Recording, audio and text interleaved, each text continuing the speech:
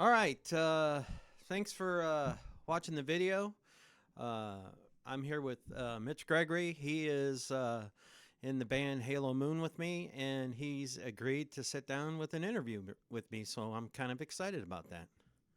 Well, Ivan says I've agreed, but I do feel like I was a little bit arm twisting there, but of course I'm kidding. You're such a joker, man. Well, I'm happy to get onto any stage where I can, try to present my brilliance if possible. Well, brilliance is good to have brilliance, I guess, But this video channel that I put everything up on, it's called My Musical Success Journey, and I basically do it about what I'm doing musically, and I want to be successful in music, so that's why I call it My Success Journey. But I just want to interview people who have kind of been on the same journey for I know. How long have you been on the musical journey, Mitch? I don't want to put a number on it, okay? And I got a real guitar when I was 16. So since then and all through my adult life, and it's been a year or two. A year or two. Well, I thought about that driving over. Let's just say I got my first guitar. I got my first harmonica when I was 12, first guitar when I was 15. Liar! No, I'm just kidding. I'm in the band Halo Moon with you. I've been with you how long now? It's about over 2 years now? I think it's like 2.5 years, basically. Or it might be 3 years in May. Oh, okay. Yeah, it might be. It feels like 2 years since time goes by so fast, Yeah. But we've accomplished a lot. I think we've accomplished a lot as far as repertoire, composing together, or we're helping each other compose, and the band's really coming along. So yeah. Yeah, we added a keyboard player. His name is Louis, and he's been with us a few months now, six months maybe. Maybe 6 months. Yeah. He came in after we played the Michigan City Fest, so it's less than 6 months. How many gigs have we played together? Like 5, 6? At least 5, yeah, at least 5 or 6. I think we played. I was trying to number it. I think we played 6 gigs last year. 6. Yeah, and then we played some in 23. We played at least 2 or 3 in 23. Okay. Yep. So we're getting near 10. It's not a huge amount, but it's enough to keep the creative juices flowing. And of course, we're also working on a CD. So, how many bands have you been in over the years? 3 basically. Really? Yeah, Just 3. just 3 basically. The first band I had, well, I could say 4 because I've got this other band that I play in. It's a total improv band, free improv band. Yeah. We're still continuing, but we just get together once in a while because the drummer lives out of state, so we only get together once in a while. But that's still happening. And we've played out and we've recorded a bunch. Anyway, but the bands that I've been in, first band I was in was DK and the Foreign Spies. And the second band I was in was the Trench Coats. Trench coats. The Trench Coats, yeah. Nice. And then Were you like the guys, no, those trench coats? we were accused, but we got the charges dropped. and then after that, Halo Moon. It took us a little while to get the name Halo Moon. For a little while, we were called Pipe Dream, which I was thinking of as like a hookah pipe. Oh, a hookah pipe. Right. Yeah. But then some people were like, "Oh, that's got a derogatory." A couple of the people that were playing with me were like, "Ah, that's got a little derogatory connotation." Like, well, yeah, I guess you don't want a band called the Six. kind of. I think they took I it don't this know. way, like, the fact that you're going to play music in front of people, that's a pipe dream. And I never thought of it. Yeah, Anyway, yeah. I'm like, okay, Halo Moon. Okay. Yeah. Right. Everybody agreed to that, so yeah. Yeah, We're happy. that's cool, man. How much of a struggle has it been to get band members for Halo Moon? Because that's one of the things that I cover. I talk about. That's a big thing. That really is a big thing. And just in general, I'll answer the question more directly, but just in general, like you've read about James Brown. His whole band has quit on him at different times. Right. Like the whole band is gone. They're doing a gig, and the next thing you know, he's got to get all new musicians. And if you read about other bands, the turnover in personnel, some bands like Foghat, I just happened to read a little article about them. They've had like 40 members over their years. 40 members. Yeah, Oh my I think so. So with Halo Moon, uh, I'll name drop Shanti Wendy Warnamont. She has a band called oh boy, I better know the name of her band, Ananda Leela. And she was part of the original Halo Moon. And a percussionist, Tosho Chakarov. The three of us made the original core. But getting other people to play with us, that was a struggle, and we never had a permanent bass player with that version of Halo Moon. I had 4 different people on call for bass who would fill in whoever was most closest to the gig or most available. But they were nothing like me, right? No. You're in a class of your own, obviously. Yeah, in my own mind. Class in my own mind. But yeah, keeping musicians together, that's a really hard thing. And on a local level, if you're making decent money in touring or whatever, you've got a real career, a record label or something, if those even exist anymore. Maybe it's a little easier to get people to get on board. But if you're just playing, 6 to 10 gigs a year and not making much money, it's on a local level like Northwest Indiana, it's hard to find people, to keep people involved. Yeah, I know this. I have my other 2 bands, and the Matthew Riff band, the newest band, he's had the same struggles. It's really hard to keep people on the same page, and with people's lives, sometimes that gets in the way as well. That's a big thing too, right? If you think back, like groups like the Rolling Stones or the Who or something, those people got together when they were really young, sometimes even like in high school, and if a band like with that level of membership can stay together, then that kind of works. But once you're into the full adult world with a job and a wife, kids, whatever it might be, it's hard to get everybody on the same page, get everybody to be able to rehearse, to stay focused with the band. And it's always worth the band discussions of what do we have basic agreement on our goals and how much energy we're willing to put into the band. Right, because that should be something that's discussed right away, especially if it's kind of like your baby. Right. You want to know that these people who are coming in are committed just like you are, because otherwise, I always feel like I'm wasting my time if you're not. Right. Because I want to do things, I want to move forward, I want to keep progressing, and sometimes, it's like dragging people, screaming and kicking to trying to get them to do anything. Well, then you find out they're really maybe not as dedicated as you are. I had one case where I started to work with a guy, or was going to, and his level of dedication was so far beyond what I was going to be able to do. This is when I had 5 kids at home, and this guy's like, well, if we can national tour, and I don't remember what his other requirements were, but and make at least $50,000 each a year, then I'll be in. And I'm like, that would be beautiful, but no, I'm not doing that because I've still got kids at home, and exactly. I mean,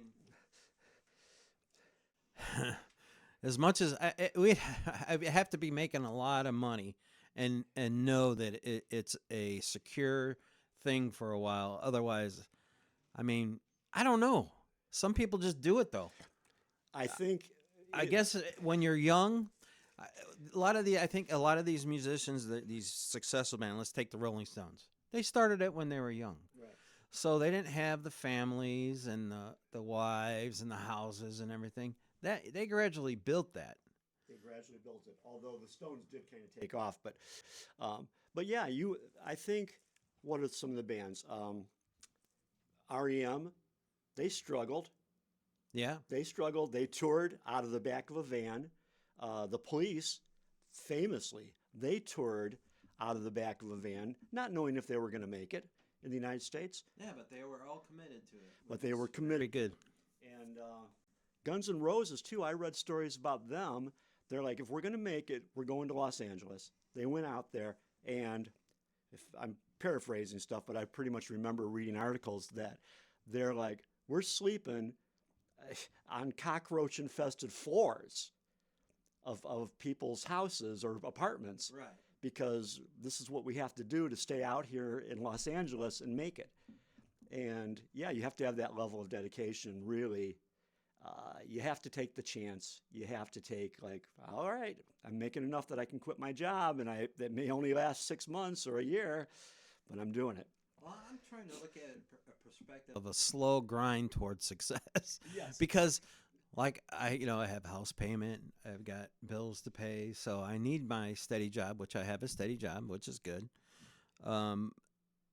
But it's gonna have it would have to be a slow, gradual grind all the way to, like, hey, you just went on a tour and you made $100,000 for the year, but that doesn't necessarily mean you're gonna make that the next year. But I can take that $100,000 or whatever it is, because I'm working still, and put that to paying off my house. Well, I don't have a house payment anymore, Right. So I look at it that way. I don't know. That's a fantasy, I guess. But I just try to have fun with it. I don't really think about the money part of it. I don't either. I don't think about the money part, and I never have, because like a lot of musicians who love music and who are creative people, I'm doing it because I love it. I'm going to do it no matter what. I think overall, it's probably cost me money over the lifetime of me playing music more than I've ever made. Yeah. But I don't care, because this is what I want to do. Hey, it's to me, it's fun. It's got to be fun. If it ain't fun, forget it. Yeah. And that's like when I started with you guys. When I went over there, I'm like, well, I'm gonna check it out and see how it is. And dude, I have a blast when I go to your house. Oh yeah. Just the surprises that we. It's like, where did this come from? It's like, wow, it's Right. great.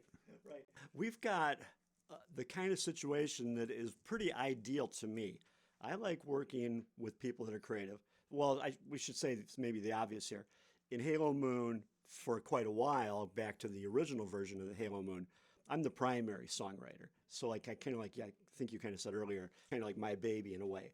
But I don't, it never crosses my mind that I want to find guys to work with who are jukeboxes to my ideas.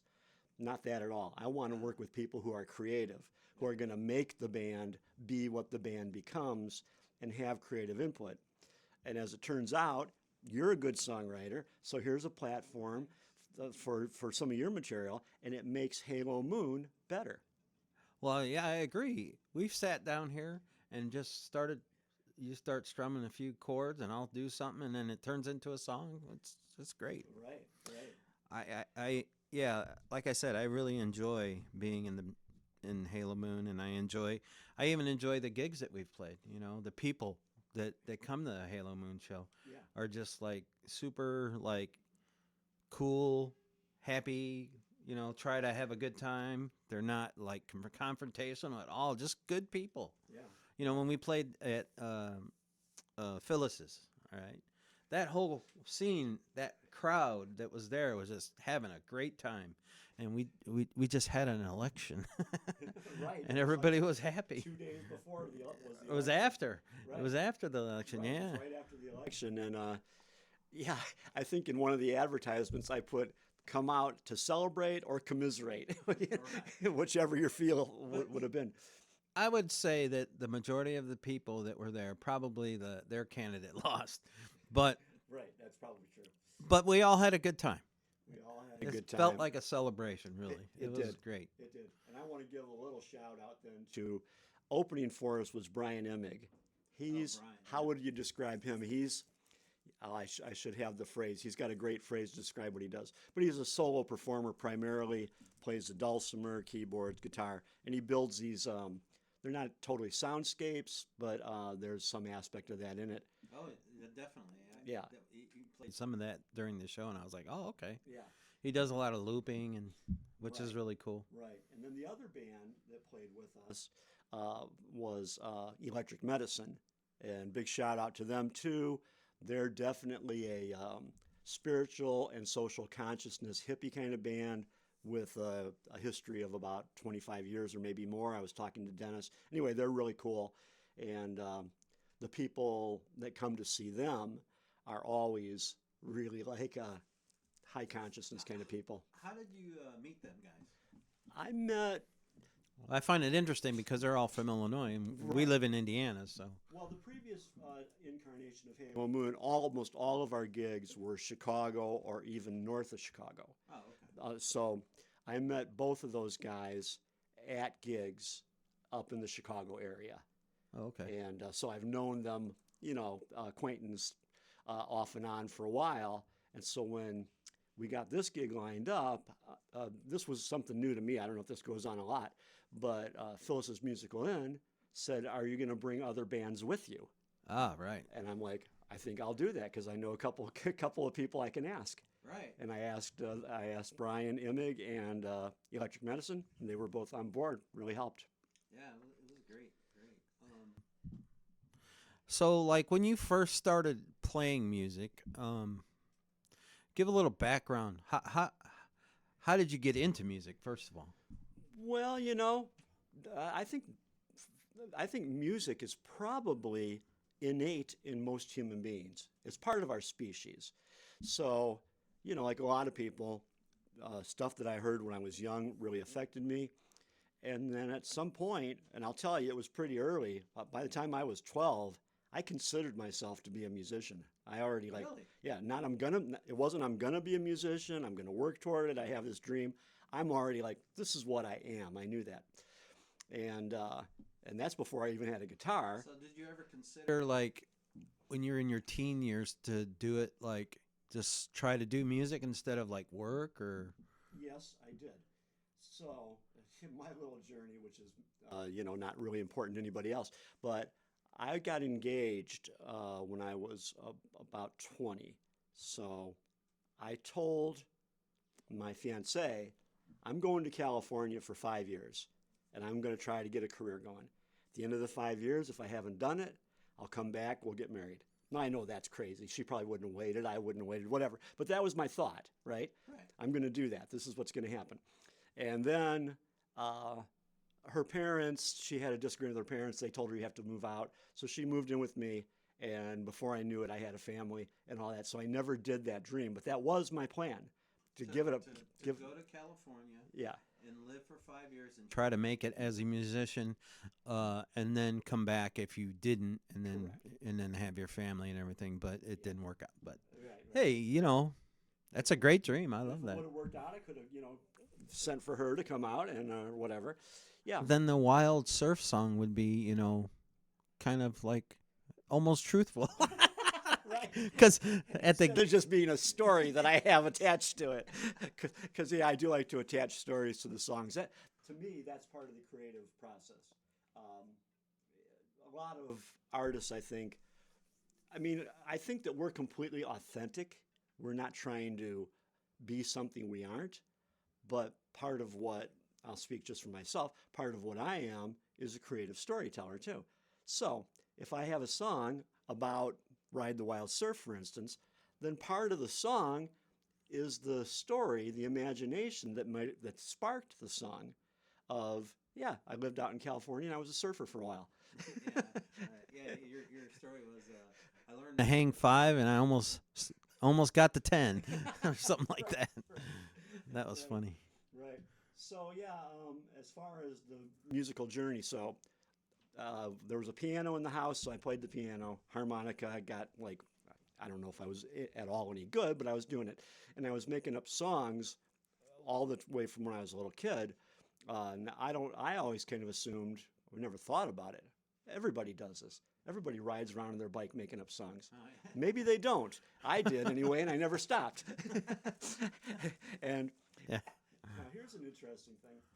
My grandmother, my maternal grandmother, played guitar, and she used to play way back in the old days on a live radio program on WLS out of Chicago, 15-minute program on Saturdays. She used to play. Yes, they used to do that things like that. At 12:30, there'd be one person on for 15 minutes doing their thing, then somebody else at 12:45. And she had a 15-minute slot on Saturdays on the radio in Chicago. What was her name and who would they know her? Well, I don't think anybody would know her. LCP lot, but Okay. because once, boy, how would it have been? I think my mom would have been about 10 or 12, and I think Elsie fell off from doing it, or maybe they quit doing that. Maybe they quit having live entertainment. Anyway, she taught me the first bits that I learned on guitar. And this was funny to me. She's like, well, almost all songs are just 3 chords. That's true in a way, but as you know, that's not true with modern music. I mean, yeah, there's variations on the chords. Right, but the 3 chords of blues or country or Yeah. rockabilly or whatever. So this was funny because she said, yeah, almost all songs are just 3 chords. And I'm like, okay, how about Pinball Wizard by The Who? Well, no, not that one. And I gave her some other examples, right? No, not that one, not that one. So I quickly realized she was talking about more of a folk country genre. Oh. But anyway, that was interesting. But she did show me my first chords, and I remember She used to play on WLS. Yes. Oh wow. Yeah. And she continued playing, but just for social groups that she was involved with. Where were you born, and where did you grow up? Right around here. I was born in an unincorporated area between Gary, Griffith, and Hobart. So we're in Northwest Indiana. We are what, 30 minutes south of the city? Yeah. Southeast Mm-hmm. of Chicago, and we're right close to Lake Michigan. Very close. I mean, what is it? Like 7-minute drive from here, about? Yeah. And you can actually ride your bike there. Yeah, you could. Yeah, Well, which I used to when I was a teenager. Yeah. And that's one of the songs that we do on the shores of the freshwater sea. Oh yeah. Is about growing up near Lake Michigan. Yeah. Yeah. That's a good song. I like that Oh, song. thanks. So you're not married anymore. Nope. You're a single, retired fella. Ladies. Ladies. That's Yep. pretty funny. But you have a lot of time to be creative. Yeah, one thing that's because I'm retired now, right? So now, boy, I've tried to improve my playing over the years. For me, I've never been satisfied with being where I'm at. I think you relate to that too. You want to improve and keep making progress. Which, by the way, I think your musical journey is a success story. You're on I'm that kind of trying, trajectory. man. But yeah, so many people have told me over the last years before I retired, because I'm really focused on becoming a better player. And people that I played with, and I don't see them for a couple of years, and they're like, "Oh, yeah, you're making progress." So, one thing that I thought is worth talking about in the context of what we're doing is I learned the first thing that happened. I had been playing about a week. My grandmother showed me some chords. I was making up songs, writing songs on the guitar within the first 5 days. And the reason that I play is to facilitate songwriting. And the reason that I try to improve is in large part so that I can present the songs properly, present them well. The other aspect of it, which goes to you playing in Halo Moon, and the other big motivation in music for me is to interact with other musicians. Oh, yeah. Get something happening real in the moment. I really enjoy that. Yeah. Exactly right. I mean, like I said, when you come over here and we just start tossing ideas back and forth, and then something comes out of it, that's great, man. Right. I think that is the funnest part of doing music for me, is that whole creation process. Same here. That is the absolute main thing. Quite a while ago, I don't know, could be 15 years ago or something, I was talking to my girlfriend about getting gigs and trying to do stuff. And I told her because I got clear picture in my mind of it. To me, the main thing is the creative process, and and I know you're the same. I just wrote in the last 3 days. I wrote 4 pieces of music. In December, I wrote about 12 sets of lyrics, and Wow. the creative process is like really the whole push and drive behind everything for me, and in large part for you too. I think. That's pleasure. Yeah. Taking just an idea in your head and then making it come to fruition. Yeah. There's nothing better than that. It's Right. and it's not just an idea. You hear it. I mean, I hear the stuff in my head. That's A rhythm or just one little line. I'll hear it and I'm like, okay, I need to put that down. right. And I have my own recording studio here at the house. So I get on the computer and I hook up a mic or hook up a guitar and start playing. And I'll just record those ideas because if I don't, they go bye-bye. They evaporate, right? They disappear. Yeah, and I'm very similar in the love of recording too. Although sometimes I can't really get myself motivated to record. It does take there's so much technical stuff involved with engineering, recording yourself or recording your band that it kind of pulls me away from the creative stream, but it's also a very fulfilling and fun thing to do in its own right. Oh, definitely. You talk about creating and doing all the technical things, right? Okay, for instance, like us sitting here talking, they don't see what's back there, okay, around us. Right. The I makeup mean- crew that got me looking good enough to be on. Big powder. Right. Unfortunately, I don't have that yet. Well, yeah. Well, But I maybe was one day. disappointed when I got here, but I got over it quick. Get you some water. You though, did. you know, Oh, that reminds me too. I'm gonna have a little sip of my drink here and take a quick spot for our today's interview is sponsored by Teas and Tea of Portage, Indiana. Teas and Tea. dynamite. And maybe they will actually sponsor us after this. It's a mango matcha latte. Don't flag my video because I used a little, Copyright. maybe it won't happen. I'm not that important. This isn't. I mean, this is important because I enjoy doing this, and hopefully somebody will get something out of what we're talking about because, people go through it They do. They really do. and they get discouraged, and that's the thing that's what I really wanted to emphasize. Don't get discouraged. Just keep doing it. Yes. Don't stop. And if you love it, but that is a thing. You have to love it. Yes. I went out with a woman for a while that was really into kayaking. So Kayaking? yes, so we'd get the kayaks, put them up on her car, drive somewhere, drive for 2 hours, then take them down. It's a lot of work, and there's a lot of time involved. And I realized she loves kayaking. To her, that was completely worth it. Right. I like kayaking, but I wouldn't do that. I don't have a rack. I don't have a rack on top of my car. But I do have, but music. So you play a gig, and if you have to set up your own PA, in those cases, there is so much work involved, that you better love it. Because if not, if not, it's just not even worth trying. And your brain is going 1,000 because you're like torn. You got to remember, okay, what songs are we doing? What's the next song? Is the mic working? You know? Yeah, right. Yeah. All the mics plugged in, and sometimes there's a bad cable. Right. And you're on in 20 minutes, and you got to figure out. Well, at Phyllis's, when Louis' keyboard went down because of the bad cable, we were able to take our time.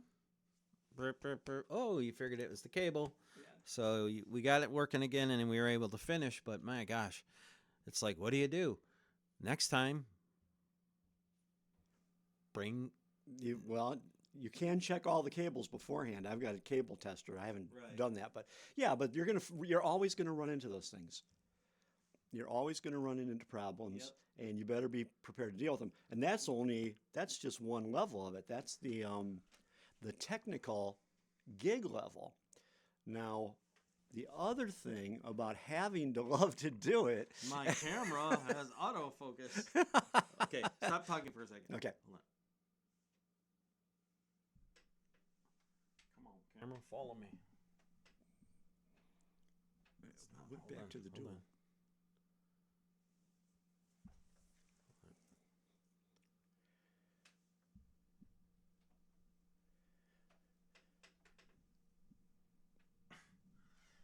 I guess I have to go over there and do it myself. Okay. Hold on. See, now it's following me. Okay.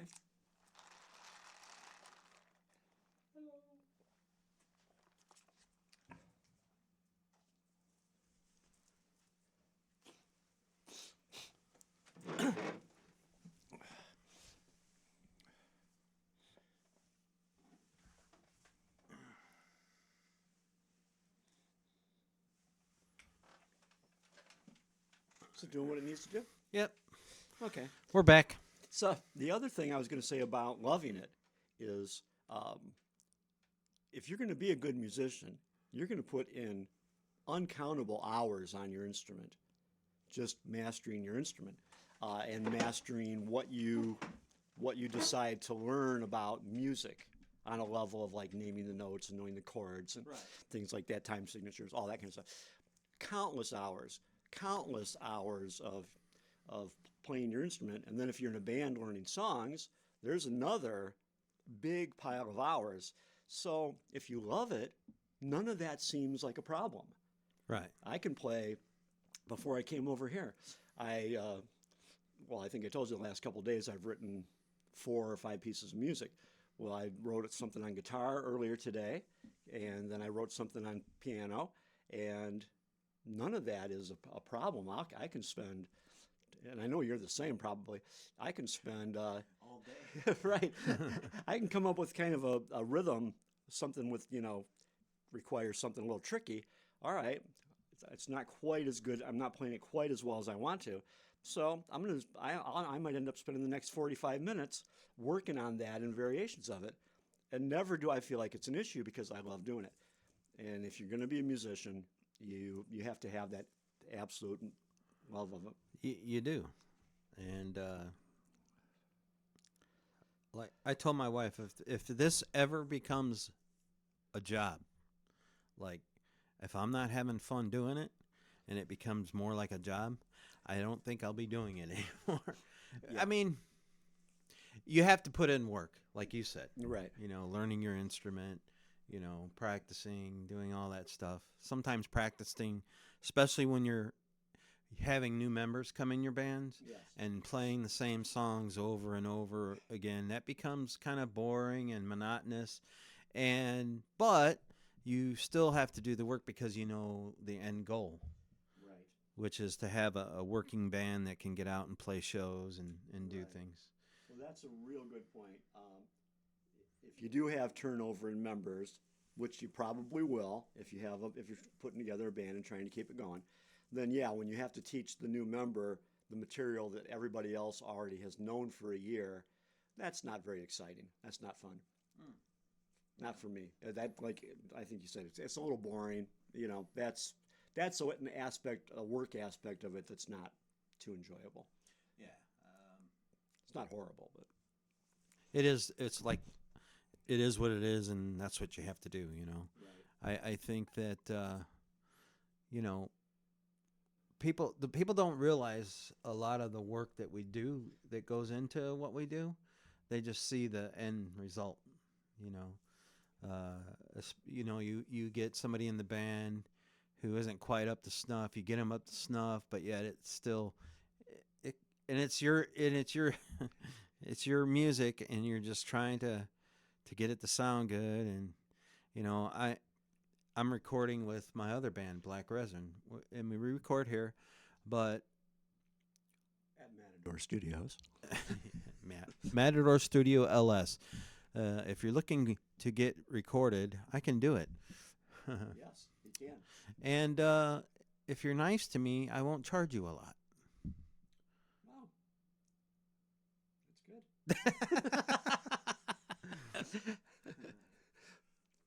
Black Resin, man, I charge those guys a lot because, man, whew. Well, that also ties in with the earlier subject of everybody being energetically kind of on the same page. You know, Yeah, if everybody wants to make a good gig or a good recording, everybody's dedicated and willing to put in effort without feeling like it's a burden. They want to do it, then you can really move forward. Well, Rob, the guitar player of Black Resin, he lives in South Bend area, Mishawaka area. And last night he traveled an hour to come here to do some more recording. And he was here till almost midnight. Wow, nice. And we got a lot done, which was great.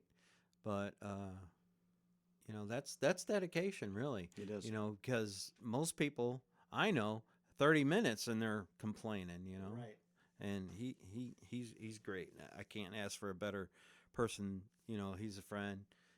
We've been in other bands together, or another band together, and as far as writing, we bounce. Just like we do. Yeah. Same with him. Yeah. Different genre Yep. of Different music, genre. but Yeah. the same attitude. Yeah. Kind of like, let's do it. Let's. I don't know. It can be a struggle sometimes. He has his working conditions. He's got to work. He's a single dad. Everything that he has to do around the house. He has to get his son back and forth to work, because he's not old enough to drive himself, which he was telling me that he went down to get his permit, right? And it was just a heck of a time getting his permit. But it was kind of frustrating. But, he says it'll get there. But it's just, that is the main thing, is this, like I said before, don't give up. Try to work it out as best as possible. And if, like I said, if it's become a burden and not fun, why do it? Right. Maybe another thing that might be a good idea is to set reasonable goals. Goals that are going to move you forward, but be reasonable. Right. Because you can have the enthusiasm that we're going to be doing a national tour, like when you're 20 years old or something, we're going to be doing a national tour next year. And you might if you've got the drive and the talent and you make the right connections, but it might take longer than that. And so have other reasonable goals in between. Yeah. Yeah. Well, Mitch, I want to thank you for coming over and doing this interview. And I just want to say I hope you had fun. Great, and if there's anything else you'd like to bring before the people, speak now. Well, I wasn't sure what you were going to want to talk about, so this is good. And as far as the musical success journey, one aspect I think we all know, that's kind of a cliche, but success means different things. And it might be making 100,000 a year. It might be having X number of views online. But if you're a creative person and you are creating and finishing things and working with people in a way that's satisfying, there's a lot of success right there. And if you love it, that is enough success to keep you going towards your next goal. Yeah. You're right. Success it's not always the same to everybody. I think being able to do art, which is what we do, Right. And just be able to do it well and collaborate with others, to me right there, that's pretty successful. If you make money doing it, and especially these days, that's a bonus. That is a bonus. That's like icing on the cake, man. Right. That's the icing on the cake. And that's the way I feel about it. And, I do this YouTube channel, I do the 3 bands, and it's because I love it all. Learning how to do these videos is a challenge. There's a lot of learning involved, but I absolutely enjoy doing it. I spent all day today. I remember I texted you in the morning. Are you up? Right? Right. That was like at 10 o'clock. But it's after 5. It's almost 6 o'clock now. And the whole day was spent setting all this up so that we could do this. But like I said, it's creatively, it's very successful and enjoyable. Right. And you're actually interacting with more musicians, getting out in front of people, realizing your own material. So yeah, you're already like totally, it's a success trajectory entirely. Another aspect for me that's fun is most of the videos that I put together are drawings that I do, Oh, yeah. and different drawings for different parts of Oh, the for song. the band, you mean? Yeah, Yeah. right. For song videos for Halo Moon, um, and that's a thing too. If I can get a batch of drawings together, and that's a work thing too. It usually would take me like a whole day to get a video finished. Well, if you don't mind, Yeah. I would like to try and maybe put a link under Yeah. this video with a link to your Halo Moon stuff where you Right. have your drawings with the video with the music Right. so that people can see it. Yeah, absolutely. Let's do that. If that's cool. Yeah, yeah. Yeah. All right. Well, I appreciate you coming over and All right. hope you had a Thanks. good time. Yeah, great conversation. Well, you and I always have good conversations. Oh, yeah. Yeah. Yeah. I don't know if there's anything else we want to talk about, but I mean, we get to sit here all day and talk. Right. I don't. You might want to like edit it into a different video. So what were some of the things that motivated you, or who were what's the word? Inspiring musicians that made you catch fire on wanting to do stuff. Well, I can't say it was a musician who inspired me. Okay. It was the music that inspired me. When I was when I was like 3 or 4, our house that we lived in, we had a piano. Nobody in the house played that piano except for who? You? Me. At 3 years old, I was doing the chopsticks, dun, dun, dun, Yeah. going out like that at 3 years old. Yeah. Listening, if I go down, it's higher on this side, it's lower on this side, Yeah. putting it all together. And then, of course, my dad, he used to sing a lot, and he was a good singer. And when I would go to my family functions as a kid, all my aunts, it was like a choir. My dad had 7 sisters. They would get together and they would sing songs and they'd have harmony and everything. And, we'd play, they had like, my dad's family is Puerto Rican, and they would bring like little Percussion. yeah, little congas or Yeah. bongo drums and shakers, and they'd sing songs and everything like that. So, and they'd play music and they'd dance to music. And then on my mom's side, we'd go to my mom's side, and I had cousins that were older than me. Like you're about their age. Okay. Okay, you're older than me. They were about your age. Okay. Okay. And growing up in the 70s, they would listen to like Led Zeppelin, Pink Floyd, Neil Young, all different kinds of music I was exposed to through them. And then I had a cousin, Donald, who was like a music buff, who actually wanted to get into being a recording engineer, but ended up joining the Navy and never pursued it, which I was like, man, that sucks. Yeah. But so all of that music was flying at me as a youngster. And I took guitar lessons when I was 8. Oh, okay. That lasted about 2 months because playing on one string, Mary Had a Little Lamb, is not fun.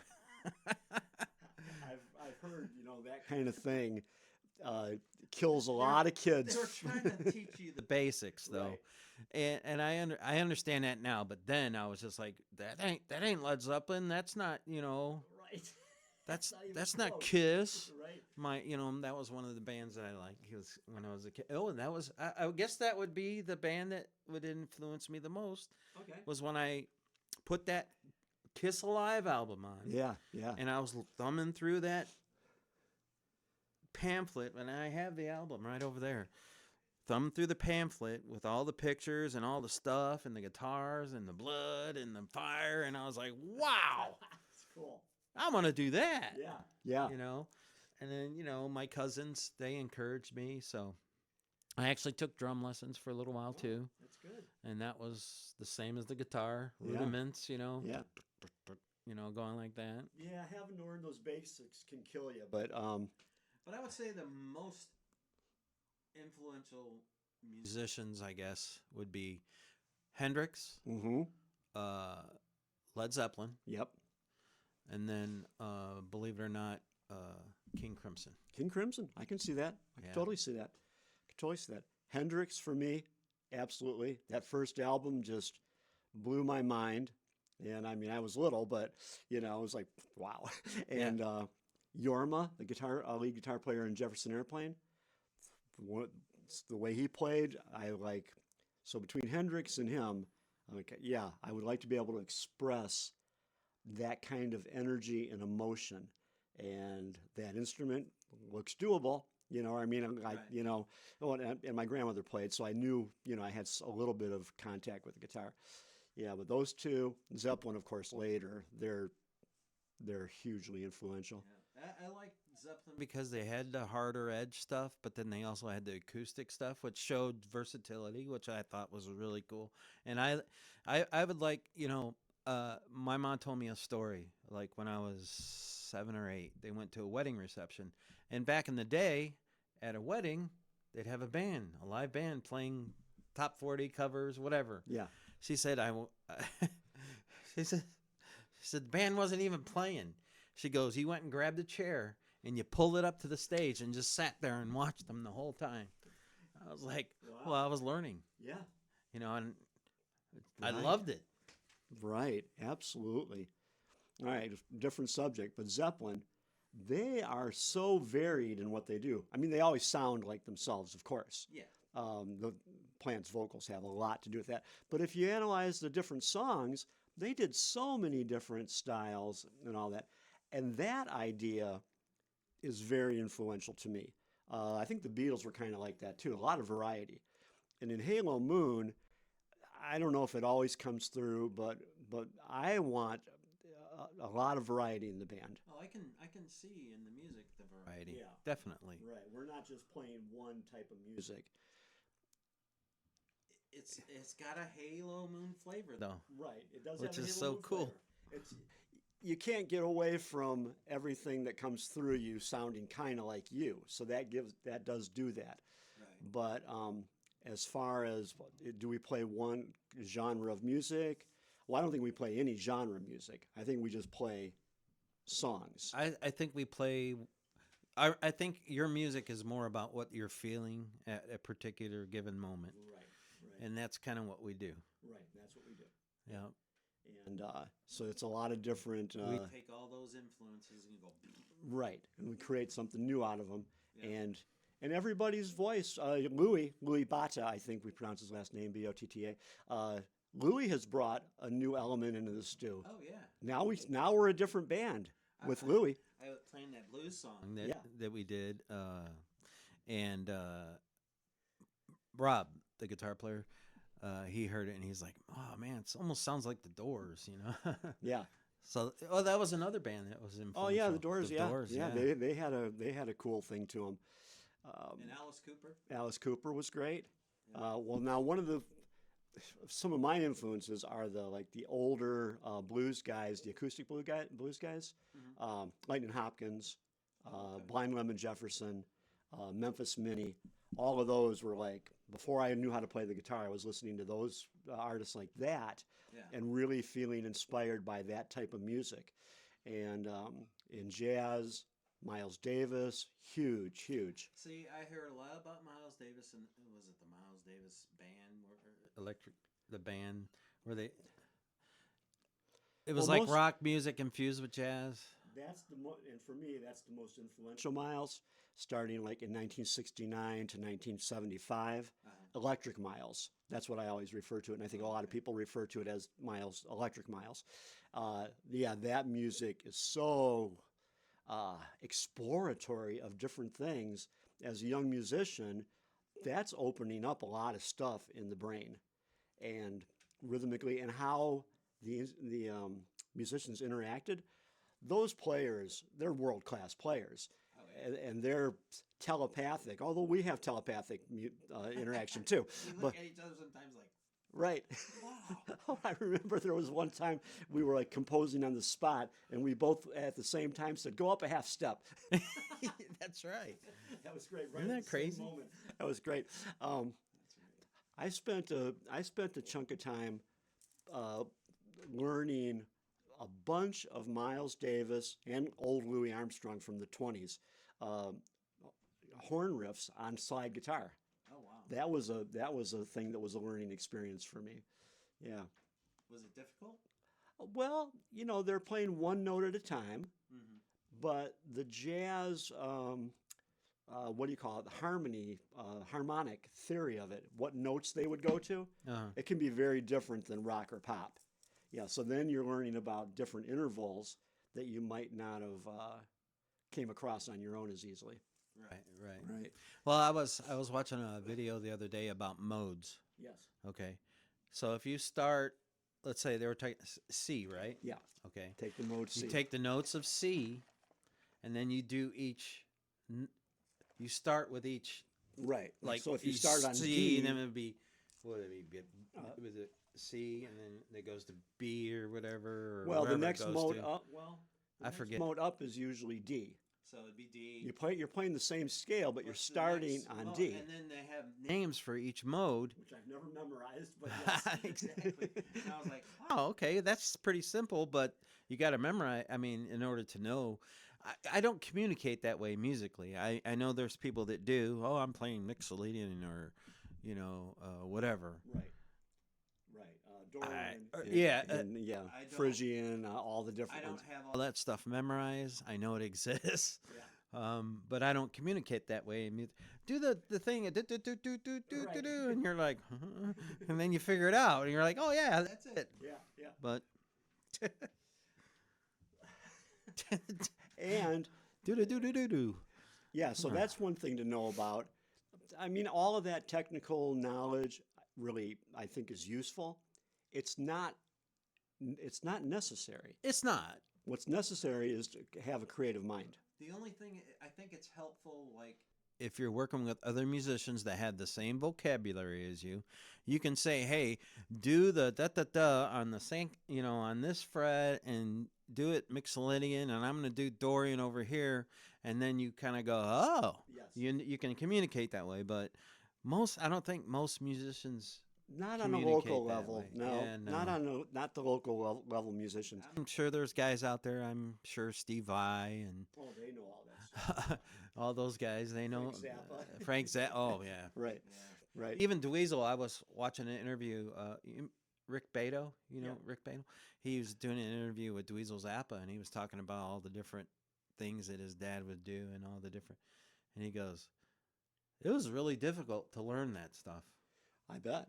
And he I goes, "I play it my way.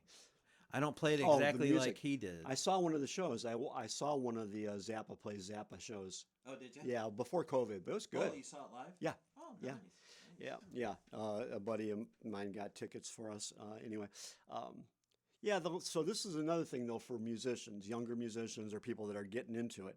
The more you can learn of the technical language, it is better. It's as a communication tool. Yeah. That's yeah. what it's all about. And then on a more basic level, when you're working with people, like I worked with a drummer, and if I would say make it jazzy, well, what he thought of when I said jazzy was not what I meant, and so I'd say make it jazzy, and he'd be playing like 1930s, and I was thinking, So maybe no, that's the only jazz he was exposed to. right. And I was thinking, Miles Davis or McCoy Tyner from 1972. Chicory. Yeah, and it meant nothing to him, right? So you got to figure out the language that works to communicate. Right. Yeah.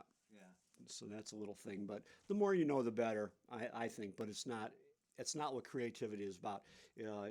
Afterwards, you can make up a piece, and then afterwards you can analyze it, maybe write it down on sheet music or write your notes about it.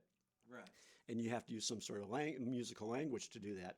But you don't use that when you're creating. I hope you don't. That bothers me when people do that. I mean, I've seen it. I've worked with guys that went to music school. Well, it's like, to me, music is a lot of feeling.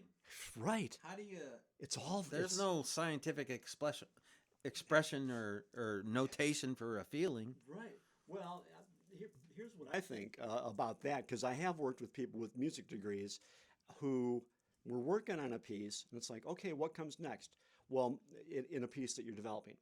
So for me, it's not always easy to do it in the moment when you're in a room with people or whatever, but I have to listen in my head. I think similar to your process. I have to hear it in my head, and then I know what comes next. Right.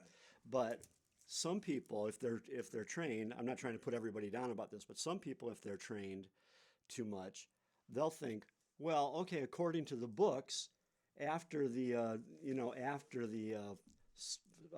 2 chord, you're going to go to the 5.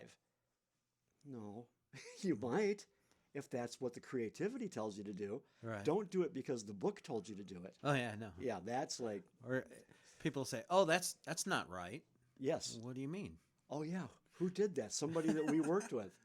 Was it? Yeah, I won't mention the name. Yeah, somebody that we worked with in Halo Moon came and worked with us a little bit, and I told him something, and he said, well, no, that's not right. And I said, well, it's a piece that I wrote. I know it goes to that chord.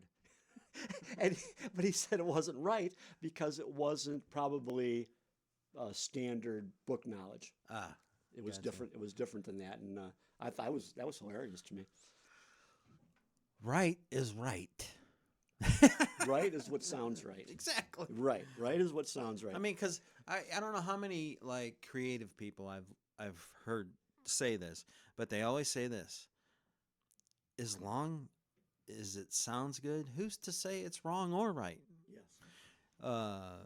You know, if you're doing blues and you go out of a blues and then you come back to the blues, you know what I mean? Right. You know, 3-5-7, that's a blues, right? But if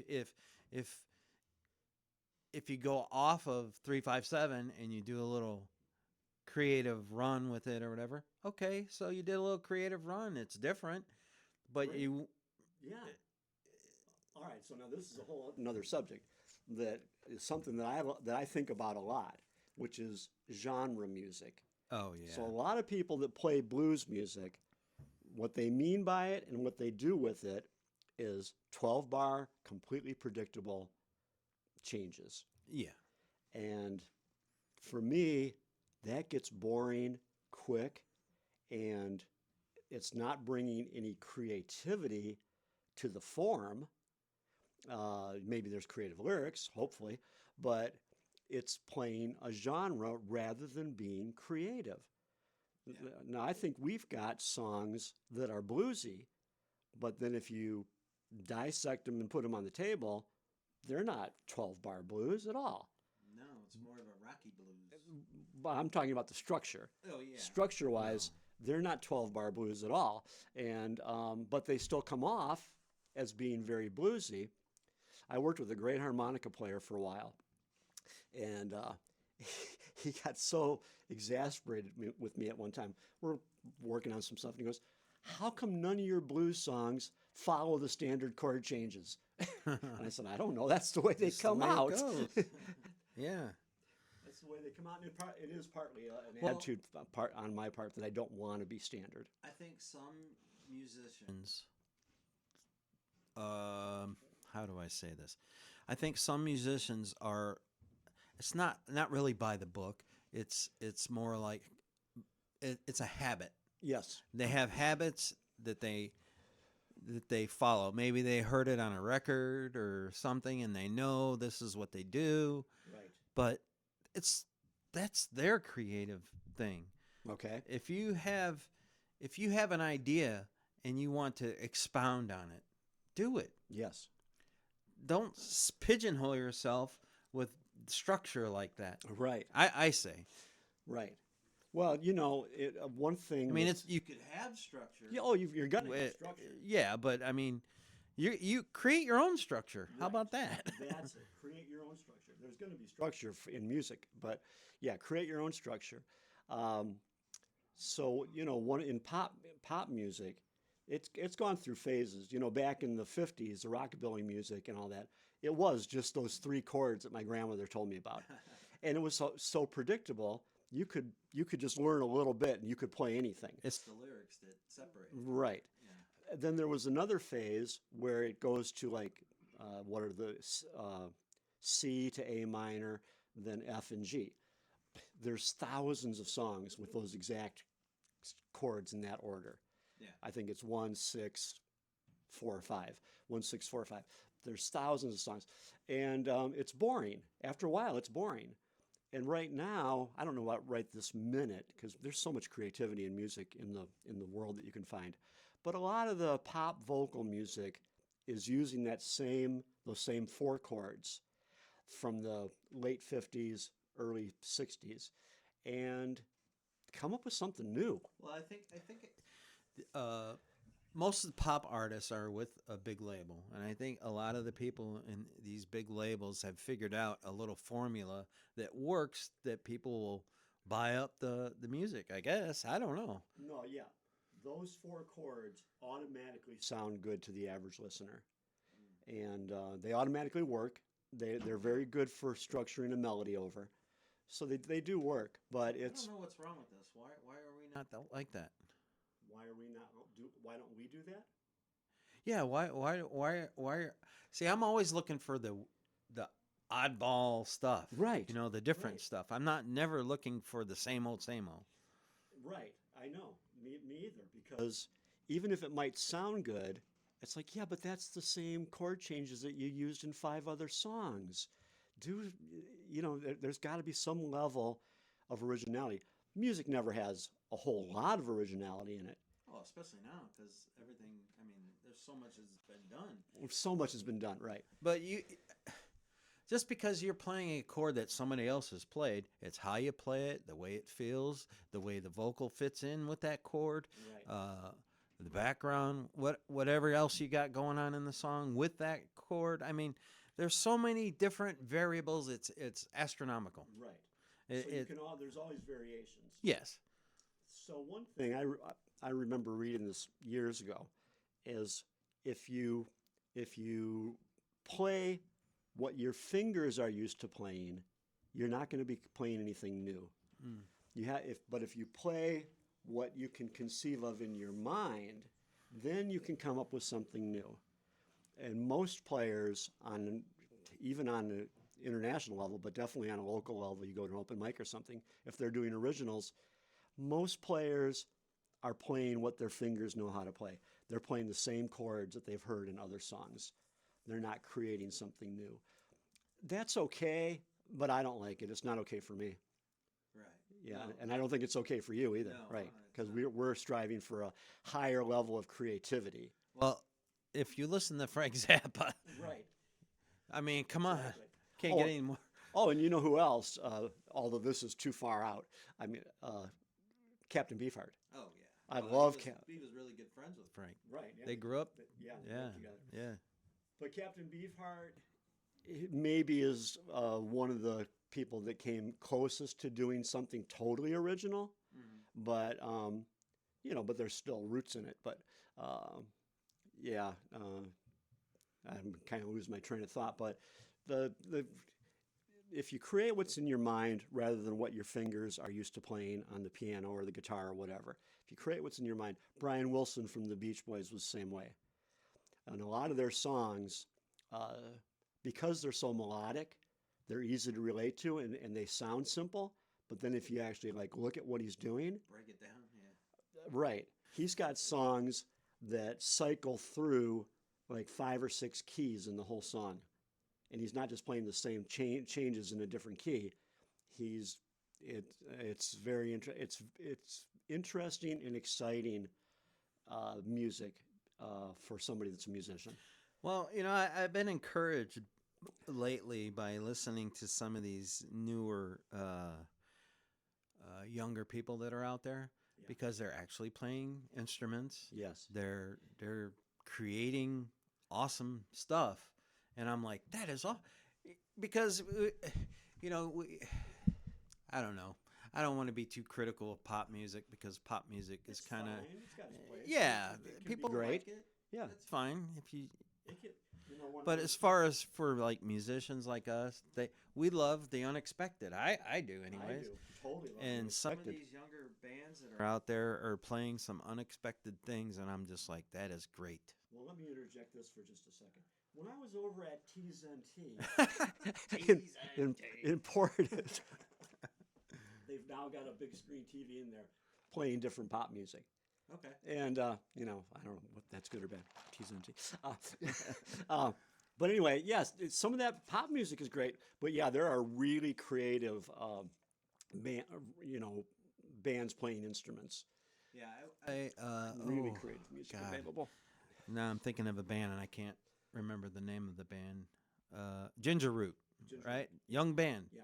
but all their music sounds like 80s new wave Yeah. mixed in. It's very, but it's so creative. I love it. Yeah. If you've never heard that band, you need to hear it. Ginger Root. I've heard the name. I don't know if I've heard them or not. Yeah, I'll check them out. Yeah, I really enjoy it. And I was watching the. It's three. It's a three-piece. A guy playing the keyboard, singing, right? A bass player who doesn't just play bass. He actually plays like leads, Yeah. like a guitar player would play Oh, okay, on the right. bass. Love it. Yeah. And then you have the percussionist, the drummer, and drummer also sings on it too. And it's just amazing. Yeah. I really enjoyed it. But Ginger Root, man. Yeah, yeah. The idea that some people, this is a thing you hear old people say when they gripe about modern music, you know, there's nothing good anymore. There's so much good music, it's overwhelming. Well, here's the thing. It's hard to find it. Right. Because there's so much out there. There's so much out there.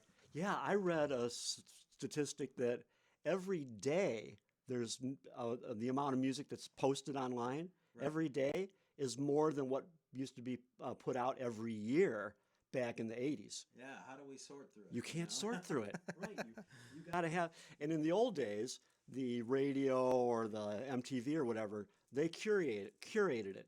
They listened to it first and decided what you were going to hear. They were gatekeepers. Yeah. I heard a communications breakdown on the radio. On the radio? Yes. Wow. That was a single. And there was a radio program, Ron Britton's Subterranean Circus was on Sunday evening. And they would play songs that weren't on the charts yet. And I heard Susie Q by Creedence Clearwater on that also before it was ever... I don't know if it really broke the charts around here.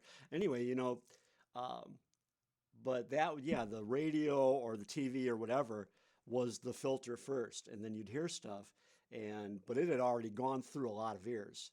Yeah. Now there's 100,000 songs put out, and nobody's filtering them for you. You have to try to find them yourself.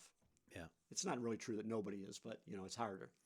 I mean, I've gone on like YouTube and like tried to search new music, but they keep feeding you the same. It's like an algorithm thing, I think. It is. You just keep getting the same stuff over and over, and I don't really like that. You know, give me a whole list of stuff to look at, and let me decide what I like. Yes. Don't just throw. I mean, people pay for that stuff, but true.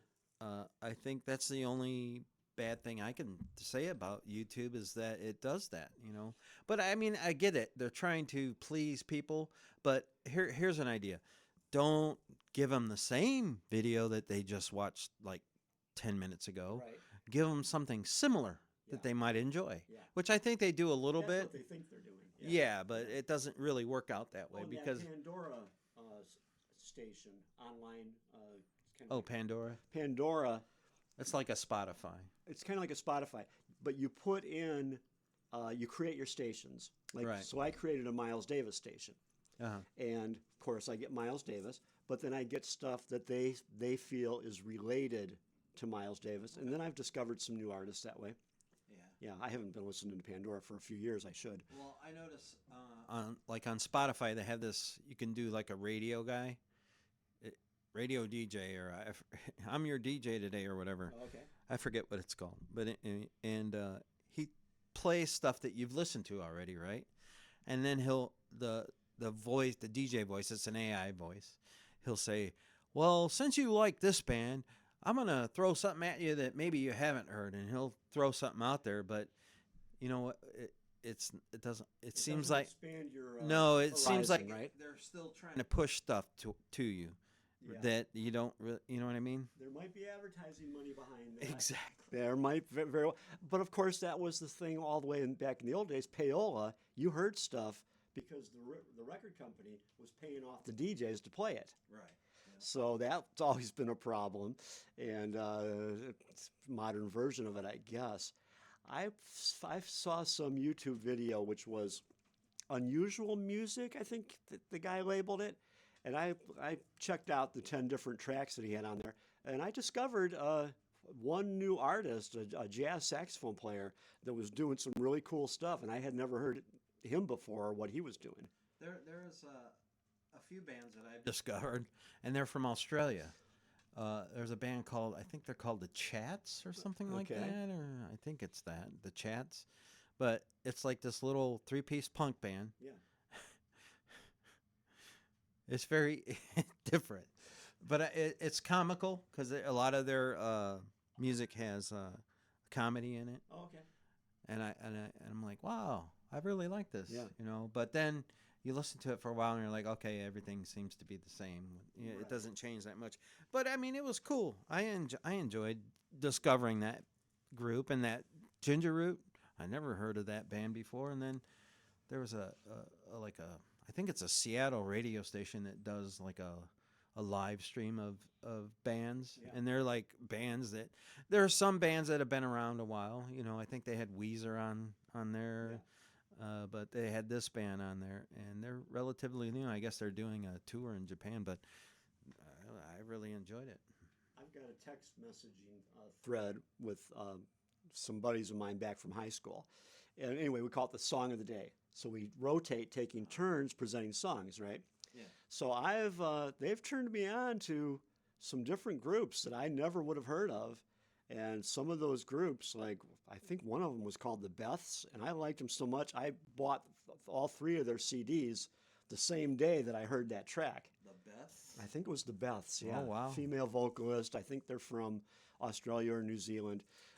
But then there's been other ones too. So that's a way, of course, is like with musical friends of yours to say, oh, what do turn me on to something new. Right. Yeah. I remember back in the day, the way you would find new bands is you would go into a record store, and there would be like, you'd look at the album, and you go, wow, this is pretty cool. This is like Hegwish Records. Sure. You, oh, this album looks pretty interesting. I did a lot of shopping out there myself. And you take the album up to the guy at the register, and you say, hey, can I hear this? And he would say, yeah, sure. And he'd take it out, and he'd throw it, and he'd play it over the speakers in the place. Yeah. You know, and you listen to it, and you're like, okay, yeah, I'll take that. Either like it or not. Yeah. But I'm trying to think, how could you do that today? Yeah. How could you do that today? Well, you look at Bandcamp, website with Bandcamp. Not really. All right. Well, that's an online platform for selling your music. Okay. So you can post your albums or your songs on it. And that's a way too that's a little bit similar because you can just go on there and get recommendations. Or I've got a couple of friends that are saying like, check this out on Bandcamp. And then you can go and listen to it, sample it. Yeah. I mean, there's so many platforms now that you can do that. You got YouTube, you've got that Bandcamp, and I think there's another one. SoundCloud, yeah. Stuff, yep. And bands put their stuff up on Facebook, but Facebook isn't a platform really that's made for that. No, it isn't.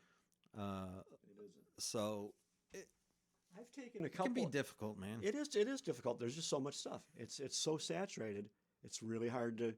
It's not that there's not a lot of good stuff, but you're gonna devote some time to digging through it, and that's hard to come by. Hard to come by that time. Man, we could sit here and talk all day. Yeah, wrap it up. Yeah, I think so. Okay. I think so. All right. So Mitch is his band Halo Moon, my band Halo Moon. I enjoy playing with Mitch, so check out the Halo Moon. You have a Facebook? Got a Facebook, Halo Moon Band. And do you have a YouTube channel? Yeah, I'm going to start. I just was working on this recently. I'm going to make a Halo Moon Band YouTube, but right now it's the Electric Fish Music. It's got all of our, the Electric Fish Music on That's where YouTube. I need to go I'll put a link to that. Yes, and that's I'll got try to all the remember to do that. yeah, that's got all the videos. Yeah. All right, very good. All right, cool. All right, well, thank you again. You're welcome. Thank you.